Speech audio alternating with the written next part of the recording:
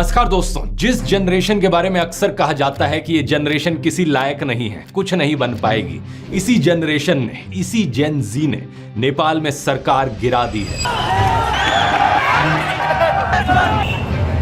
नेपाल के प्रधानमंत्री केपी शर्मा ओली को मजबूर कर दिया है इस्तीफा देने पर। अब वो अलग बात है कि प्रोटेस्ट इस हद तक पहुंच गए हैं कि प्रधानमंत्री के घर पर भी आग लगा दी गई है। पार्लियामेंट भी आग की लपटों में घिर चुका है। फाइनेंस मिनिस्टर को तो सड़कों पर निकालकर जूतों से मारा गया प्रोटेस्टर्स के द्वारा। और इसी सब में एक अनफॉर्चुनेट डेथ हुई पूर्व प्रधानमंत्री की वाइफ की, जब उनके घर पर आग लगाई गई। तो ऐसे में सवाल ये उठता है कि आखिर क्या कारण है इस सब गुस्से के पीछे? क्या सिर्फ सोशल मीडिया बैन करने की वजह से हमें ये सब देखने को मिल रहा है? इसका जवाब है दोस्तों, नहीं। इसके पीछे कारण इससे कहीं ज्यादा और गहरे हैं। आइए समझते हैं आज के इस वीडियो में। ये बात है 8 सितंबर 2025 की। नेपाल की राजधानी काठमांडू में हजारों लोगों की भीड़ इकट्ठी हुई थी प्रोटेस्ट करने के लिए।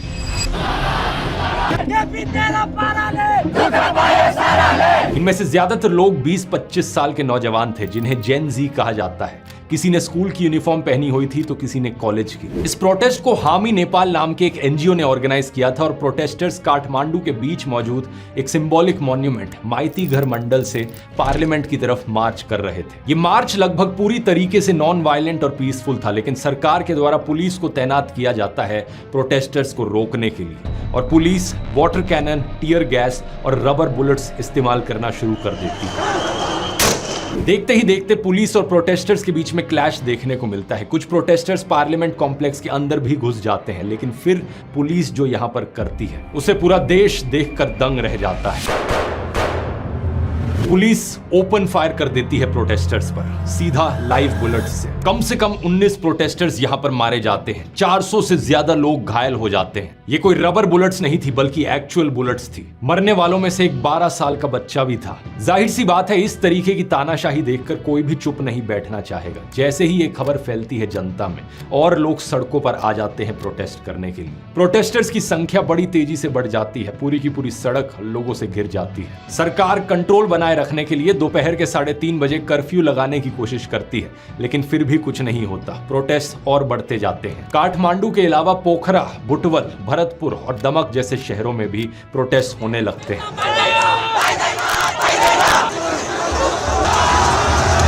इन प्रोटेस्ट के होने के पीछे एक कारण जिसकी सबसे ज्यादा बात की गई है मीडिया में, वो है सोशल मीडिया एप्स पर बैन लगाया जाना नेपाल में। असलियत में दोस्तों ये एक कारण जरूर है, लेकिन इससे बड़े कहीं ज्यादा और कारण हैं, जैसे कि करप्शन, सरकार की मिस गवर्नेंस, बढ़ती बेरोजगारी और सरकार में बैठे मंत्रियों का नेपोटिज्म। इन सब की आगे बात करते हैं, लेकिन पहले सोशल मीडिया वाले पॉइंट पर आए तो नवंबर 2023 में सोशल मीडिया कंपनीज को ministry of communication and information technology के पास मैंडेटरी रजिस्ट्रेशन कराने और लोकल प्रेजेंस एस्टैब्लिश करने को कहा गया था। नेपाल की सरकार ने कहा था कि ये hate speech, fake news, fraud और बाकी क्राइम को रोकने के लिए जरूरी है, इसलिए हम ऐसा कर रहे हैं। सरकार ने इस चीज को लेकर 5 पब्लिक नोटिस भी दिए बाद में, लेकिन 5 सोशल मीडिया प्लेटफॉर्म्स को छोड़कर किसी बड़े प्लेटफॉर्म ने रजिस्ट्रेशन नहीं कराया। जिन कंपनीज ने रजिस्ट्रेशन कराया उनमें सिर्फ एक बड़ा नाम शामिल था, चाइना का टिकटॉक। इसी बीच नेपाल के सुप्रीम कोर्ट ने भी अपने ऑर्डर में सरकार को रजिस्ट्रेशन ना कराने वाले सोशल मीडिया प्लेटफॉर्म्स को बैन करने की अनुमति दे दी थी। फिर इसी साल 28 अगस्त की बात है, सरकार सोशल मीडिया प्लेटफॉर्म्स को कहती है कि 3 सितंबर तक खुद को रजिस्टर कराओ, नहीं तो बैन लगा दिया जाएगा। लेकिन ज्यादातर सोशल मीडिया कंपनीज ने ऐसा नहीं किया और इसी कारण से 26 सोशल मीडिया प्लेटफॉर्म्स देश से बैन हो गए। Facebook, Instagram, WhatsApp, YouTube, Snapchat और ट्विटर जैसे लगभग सभी बड़े सोशल मीडिया प्लेटफॉर्म्स इसमें शामिल थे, एक्सेप्ट टिकटॉक। प्रोटेस्टर्स का कहना है कि सरकार ने सिर्फ इसलिए किया था ताकि वो सोशल मीडिया प्लेटफॉर्म्स को कंट्रोल कर सके और जनता की आवाज दबा सके। Social media ban by the government extremely it is against our freedom of speech and they want to control us just like a dictator. Social media पर बहुत से वीडियोस वायरल हो रहे थे जो सरकार में करप्शन और नेपोटिज्म को एक्सपोज कर रहे थे। सरकारी मंत्रियों के नेपो किड्स और उनके लैविश लाइफस्टाइल्स को एक्सपोज किया जा रहा था। असल में नेपाल की यंग पॉपुलेशन में करप्शन, बेरोजगारी और इकोनॉमिक इनइक्वालिटी को लेकर बहुत ज्यादा गुस्सा है। 2024 में नेपाल में यूथ अनएम्प्लॉयमेंट रेट 20.82% पर था। सोचकर देखो, हर 5 में से 1 नौजवान बेरोजगार है। यहाँ नई जॉब्स बहुत कम क्रिएट हो रही हैं और लोगों को जॉब्स ढूंढने के लिए दूसरे देशों में माइग्रेट करना पड़ रहा है। हालत इतनी खराब है कि हजारों लोग तो केवल पैसे के लिए रशिया यूक्रेन वॉर तक में लड़ने चले गए। सही सुना आपने दोस्तों। फरवरी 2024 तक नेपाल के लगभग 15,000 से ज्यादा लोग रशियन मिलिट्री को ज्वाइन कर चुके थे। यहाँ इन लोगों को कुछ हफ्ते की ट्रेनिंग के बाद ही फ्रंट लाइंस पर लड़ने के लिए भेज दिया जाता है। सबैजनालाई नमस्ते छ। म चाहिँ यता रसियामा आएको 2 महिना पुरा भयो लगभग। अनि मैले चाहिँ रसियामा आएर चाहिँ धेरै दुःख पाएँ मैले। त्यही नै हो। अनि त्यहाँ चाहिँ धेरै गाह्रो छ हामीलाई सर्भाइभ गर्नको लागि।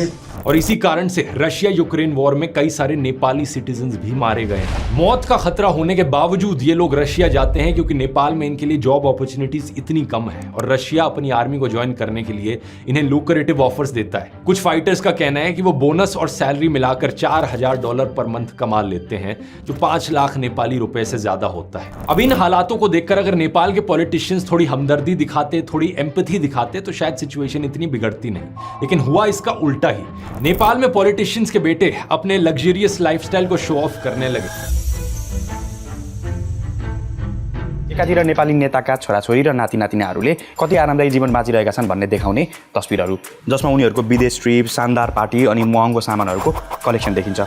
सोशल मीडिया पर लोगों ने इस आयरनी को देखा और लोग आवाज उठाने लगे। #NepoKids ट्रेंड करने लगा। जब बाद में सोशल मीडिया ऐप्स पर बैन लगाया गया तो टिकटॉक्स को ऐसे वीडियोस से फ्लड कर दिया गया नेपाली लोगों के द्वारा, नेपाली यूथ के द्वारा। इन वीडियोस में बस एक सिंपल सा कंपैरिजन दिखाया गया आम नेपालीज की डेली लाइफ में आने वाली परेशानियों का और पॉलिटिशियंस के बच्चों के लैविश लाइफस्टाइल का। नेताओं के बच्चे जो डिजाइनर क्लोथ्स में घूमते हैं और लग्जरी गाड़ियां शो ऑफ करते हैं। टिकटॉक पर भी #NepoKids और #NepoBaby ट्रेंड करने लगा। 8 सितंबर को हुए प्रोटेस्ट में भी एक पोस्टर पर लिखा था, पॉलिटिशियंस के बच्चे विदेश से गुची के बैग्स लेकर लौटते हैं और आम लोगों के बच्चे ताबूतों में यानी कि कॉफिन्स में लौटते हैं। ये रशिया यूक्रेन वॉर में मारे जाने वाले नेपालीज की तरफ इशारा था। वैसे यहाँ पर दोस्तों अगर आपको किसी भी लेटेस्ट न्यूज से रिलेटेड कोई भी सवाल है तो अब आप डायरेक्टली AI फिएस्टा से पूछ सकते हैं, क्योंकि AI फिएस्टा में अब वेब सर्च की फंक्शनैलिटी लाइव जा चुकी है। जैसे कि मैं यहाँ पर लिखता हूँ, नेपाल प्रोटेस्ट के पीछे सिंगल बिगेस्ट रीजन क्या है, मुझे सिर्फ 2 लाइनों में जवाब दो।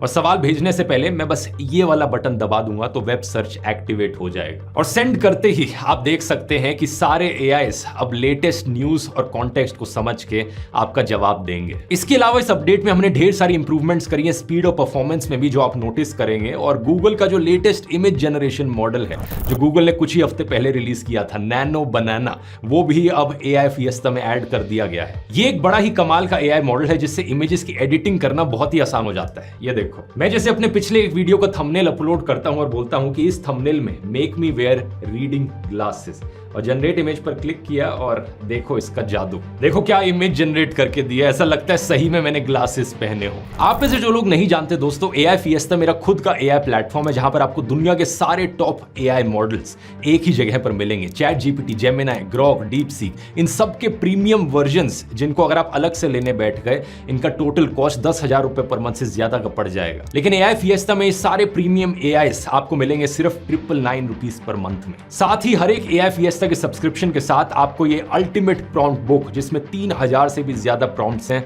जिसकी वैल्यू अपने आप में 5000 रुपए की है, ये बिल्कुल फ्री ऑफ कॉस्ट मिलेगी। अगर आपने ज्वाइन नहीं किया है अभी जाकर चेकआउट करो, इसका लिंक नीचे डिस्क्रिप्शन में मिल जाएगा या फिर आप इस QR कोड को भी स्कैन कर सकते हो। इसके अलावा करप्शन भी एक बहुत बड़ा मुद्दा है नेपाल में। नेपाल का यूथ 70+ के सेम पॉलिटिशियन से फ्रस्ट्रेट हो चुका है, जो बारी बारी से सरकार बनाते हैं, सरकार से जाते हैं। इसी कारण से मार्च के महीने में भी नेपाल में एक प्रोटेस्ट हुआ था जिसमें कई लोगों ने कहा था कि नेपाल का रिपब्लिक बनने का एक्सपेरिमेंट फेल हो चुका है और शायद उसे वापस मोनार्की बनाना चाहे। यह भी एक बड़ी कमाल की चीज है कि लोग इतना फ्रस्ट्रेट हो गए पॉलिटिशियन से कि डेमोक्रेसी हटाकर वापस मोनार्की बनाने की बात करने लगे। असल में बात क्या है दोस्तों कि साल 2008 से पहले नेपाल का देश एक मोनार्की था, यानी कि सारी पावर जनता के द्वारा चुने गए किसी पॉलिटिशियन के पास नहीं थी बल्कि एक राजा के पास थी। इनका आखिरी राजा किंग ज्ञानेंद्र। इनको सत्ता से हटाने के लिए 2 बड़े मूवमेंट्स हुए थे। एक था 2006 का लोकतंत्र आंदोलन और दूसरी थी बहुत सालों से चल रही माओइस्ट इंसर्जेंसी। 28 मई 2008 को ऑफिशियली मोनार्की को अबॉलिश कर दिया जाता है और नेपाल एक फेडरल डेमोक्रेटिक रिपब्लिक बन जाता है। We believe that all of us will work hard together to make the dream of new Nepal come true. तब से लेकर आज तक 17 साल बीत चुके हैं और इन 17 सालों की डेमोक्रेसी में 13 बार नेपाल की सरकार बदल चुकी है। कभी केपी शर्मा ओली प्रधानमंत्री बनते, तो कभी पुष्प कमल दाहाल, तो कभी शेर बहादुर देउवा। इन्हीं 2-4 पॉलिटिशियंस के बीच में पावर रोटेट करती रहती, गठबंधन बनते और कुछ महीनों बाद ही टूट जाते। नेपाल में 2 डोमिनेंट पॉलिटिकल फोर्सेस हैं, नेपाली कांग्रेस और नेपाली कम्युनिस्ट। नेपाली कम्युनिस्ट की 2 मेजर पार्टीज हैं, Communist Party of Nepal United Marxist and Leninist और Communist Party of Nepal Maoist Centre. यही पार्टीज आपस में और छोटी पार्टीज के साथ अलायंस करके सरकार बदलते रहे, लेकिन इन तीनों पार्टीज के ही हेड्स पर करप्शन का आरोप लगा है। नेपाली कांग्रेस के head former PM Sher Bahadur Deuba पर एयरक्राफ्ट परचेज में इलीगल कमीशन लेने का आरोप है। उनकी पत्नी आरजू राणा देउवा, जो अभी नेपाल की फॉरेन अफेयर्स मिनिस्टर हैं, उन पर नेपाली सिटीजन्स को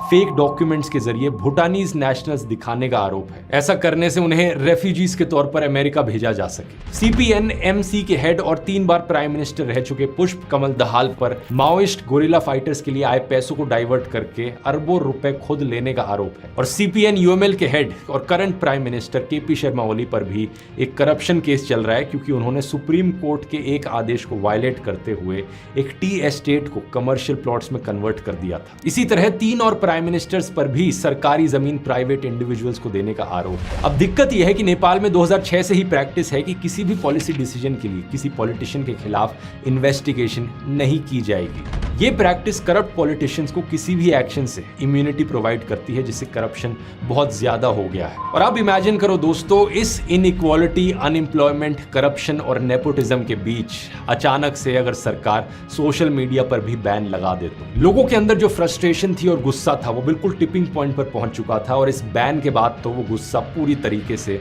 एक्सप्लोड कर गया। असल में बात क्या है कि सोशल मीडिया एप्स पर बैन लगाने से नेपाल में एम्प्लॉयमेंट के जो थोड़े बहुत जरिए भी बचे थे वो भी खतरे में आ गए। नेपाल की इकोनॉमी में टूरिज्म एक बहुत बड़ा रोल प्ले करता है, जो आउटरीच और बुकिंग्स के लिए सोशल मीडिया पर बहुत डिपेंडेंट है। इस बैन ने इस टूरिज्म इंडस्ट्री को पूरी तरीके से डिसरप्ट कर दिया। इसके अलावा लाखों नेपाली फैमिलीज भी इंपैक्ट हुई, जो ऑनलाइन मैसेजिंग एप्स का इस्तेमाल करती थी विदेश में काम करने वाले अपने फैमिली मेंबर से कॉन्टैक्ट करने के लिए। एक एस्टिमेट के अनुसार जॉब्स और स्टडी के लिए लगभग 70 लाख से ज्यादा नेपाली बाहरी देशों में रहते हैं। इन चीजों ने दोस्तों इस प्रोटेस्ट को और ज्यादा फ्यूल कर दिया। और फिर जब लोग दोस्तों पीसफुली सड़कों पर उतरे प्रोटेस्ट करने के लिए, तो नेपाल की सरकार ऐसे रिएक्ट करती है जैसे ही कोई अथॉरिटेरियन सरकार हो। प्रोटेस्ट भी नहीं करने देना, पुलिस को उतारो और लोगों पर गोलियां चलानी शुरू कर दो। सरकार अपने बैन को डिफेंड करने के लिए वही नेशनलिज्म का पुराना आर्ग्यूमेंट का सहारा भी लेती है, जो अक्सर सरकारें अपने खिलाफ क्रिटिसिज्म को दबाने के लिए करती हैं। प्रधानमंत्री कहते हैं कि वो एरोगेंस के खिलाफ है, कुछ ऐसा स्वीकार नहीं करेंगे जिससे देश कमजोर हो जाए। लेकिन अंत में इस सरकार को प्रोटेस्टर्स के आगे झुकना पड़ा। पहले होम मिनिस्टर ने मॉरल ग्राउंड्स पर इस्तीफा दे दिया और सोशल मीडिया एप्स पर लगा बैन हटा दिया गया। लेकिन इसके बाद भी प्रोटेस्टर्स शांत नहीं हुए। प्रधानमंत्री और राष्ट्रपति के घरों पर भी आग लगा दी जाती है, यहां तक कि ऑपोजिशन लीडर के घर पर भी आग लगा दी जाती है। आर्मी को हेलीकॉप्टर्स का इस्तेमाल करके मंत्रियों और अफसरों को इवैक्यूएट करना पड़ता है। फाइनली जाकर 9 सितंबर लगभग 2 बजे प्रधानमंत्री केपी शर्मा ओली भी इस्तीफा दे देते हैं। अभी की सिचुएशन ये है दोस्तों, जिस समय मैं वीडियो बना रहा हूं, कि प्रोटेस्ट खत्म नहीं हुए हैं। सिस्टमैटिक रिफॉर्म्स की मांग की जा रही है। नेपाल के आर्मी चीफ ने नेशन को एड्रेस किया है और पीस की मांग करी है। नेपाल का देश एक लाइव एग्जांपल है दोस्तों कि क्या होता है जब जनता की आवाज को पूरी तरीके से खत्म करने की कोशिश की जाती है, जब करप्शन, नेपोटिज्म और बेरोजगारी जैसे असली मुद्दों को इग्नोर कर दिया जाता है। ये दुनिया की सभी सरकारों के लिए एक लेसन है कि कभी भी जनता को इतना मत इग्नोर करो कि हालात इस कदर बिगड़ जाएं। क्योंकि बात यहाँ ये भी है दोस्तों कि अगर हालात इस कदर बिगड़ जाते हैं तो देश में कंट्रोल वापस लाना बहुत मुश्किल हो सकता है। इन प्रोटेस्ट का फायदा उठाकर कुछ एंटी डेमोक्रेसी ग्रुप्स वापस मोनार्की लाने की बात कर सकते हैं, लेकिन वो सही रास्ता नहीं होगा। जो भी सोल्यूशन निकलना है वो एक डेमोक्रेटिक सेटअप में ही होना चाहिए। और मैं उम्मीद करता हूं यहाँ पर नेपाल के देश के लिए एक पीसफुल और लॉन्ग टर्म सोल्यूशन निकल पाएगा। यहाँ पर अगर आप कुछ इंस्पिरेशन चाहते हैं कि कैसे देश को सही राह पर ले जाया जा सकता है, तो ये वाला वीडियो देख सकते हैं मेरा, जो कि सिंगापुर की केस स्टडी है। इसमें मैंने डिटेल में बात करी है कि कैसे सिंगापुर एक बहुत ही गरीब देश था एक समय पर, और कैसे कुछ ही दशकों में वो एशिया की नंबर 1 कंट्री बन गया। यहाँ क्लिक करके देख सकते हैं। और AI फिएस्टा को चेकआउट करना मत भूलना। 5000 रुपए worth prompt book free of cost मिलेगी। इसका लिंक नीचे डिस्क्रिप्शन में मिल जाएगा। बहुत बहुत धन्यवाद।